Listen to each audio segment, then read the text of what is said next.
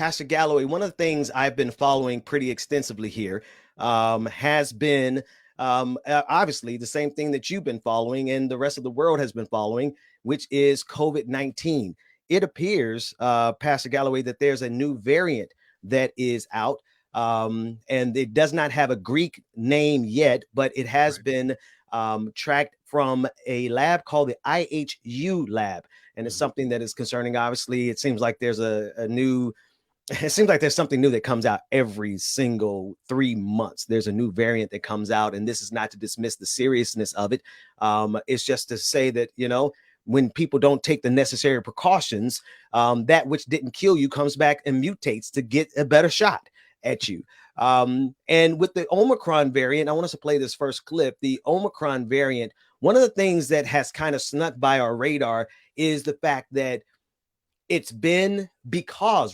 has been less severe, and I'm using quotation marks. People have become even more lax, and the numbers and the cases have skyrocketed. But we don't know the long-term impacts that this is going to have on people who have what's called long COVID, especially long COVID in children. Okay, so we have it here on the screen. So on the screen, children with long COVID, and this is you can see it on the screen there, long COVID for 12 months and over ages 2 to 16, long COVID for 3+ months, ages 2 to 16, and long COVID, any duration, ages 2 to 16. We see it there on the screen, 20,000 children with symptoms for longer than 12 months. There are 20,000 children in this particular study that have suffered from long COVID for 12 months. Now, some of the symptoms of long COVID is the inability to smell, the inability to taste, having persistent headaches, having persistent flu-like symptoms. Even though it's mild, it's not mild symptoms. They're saying it's mild compared to death. Pastor Galloway, jump in there for me. Well, we'd be having a very different conversation if we didn't have the political ideocultural wars that we're having. Wow. Because, you know, as you started off, you know, just talking about the nature of viruses, right? If we were talking about this just as science in a scientific parlance, and it wasn't on this public stage space, we could have very similar conversations about many different viruses and the tracking of them and how they affect the body, which prior to now has just been a practice of modern science, being able to understand how viruses work.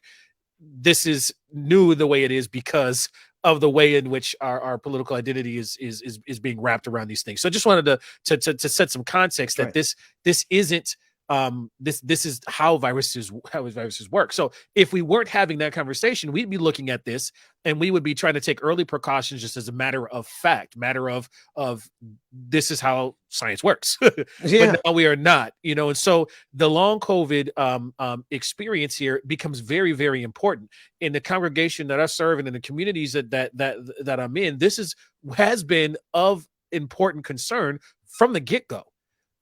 You know, and just because we may be later in the data as it comes out for young folks, the scientists were saying that this was a problem, you know, months ago, right? At the beginning of the onset now, and now because the data takes time to collect and to be accurate and right and studied and all of those things, we get the confirmation of what scientists have been saying all along this time. And so it's and the other piece of that is the complications, right? So it may seem mild again in comparison to death, right? But if I have underlying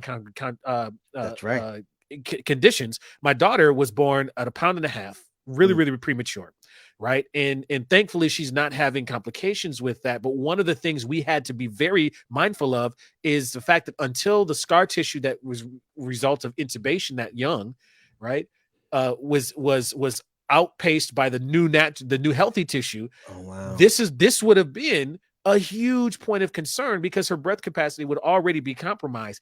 Add in the long COVID symptoms and some of these other things, and you really have a situation that's problematic. So again, we got to be thinking about, you know, the folks who can't just shake it off, right? And again, that this also erodes that thing about being able to shake it off, because there are folks who still can't smell, still can't taste. Their entire, what experience in life has been altered by this virus. One of the things that frustrates a lot of when people say long COVID, and you just pointed this out. And I just want to highlight something you pointed out. When they say it's mild, it so erases people who have pre-existing conditions and immunocompromised, and just nothing is mild for someone who is already in this country just has a complete and total wanton disregard for the people in our community who desperately need us to do the right thing as a matter of public health. And yet we not only start doing the right thing, we just completely erase them and say, oh, this version is mild. Well, and it also allows me to push out of mind those very folks that you just talked about, Ben. Like, if you've seen those maps about where vaccines are rolling out, there's a huge gap in our motherland continent of Africa. That's right. Okay. That's right. And our world health, we should be thinking about how because when viruses spread, they morph and they change. That's right. And we have to continue to do the scientific fight to stay ahead of it. That's why the IHU, with all of the strain that is being studied right now, with all of its mutations, is concerning, because we have the ability to address these as they come up. We usually have more time because the spread. We do what we need to do to stop the spread long enough for us to outpace what the virus does to the Brother, body. you are saying a word. Did you mean to do what you just did? Because you just tied the spread of the virus, but the metaphor that I jumped on, it was not a metaphor for your life. It's a very real story about your daughter and the scar tissue outpacing the growth of the normal tissue, and in the normal healthy growth. Here we are trying to outpace the ignorance of everything that's stopping us from holding back the virus long enough to do the research that you're talking about. Ignorance is outpacing knowledge.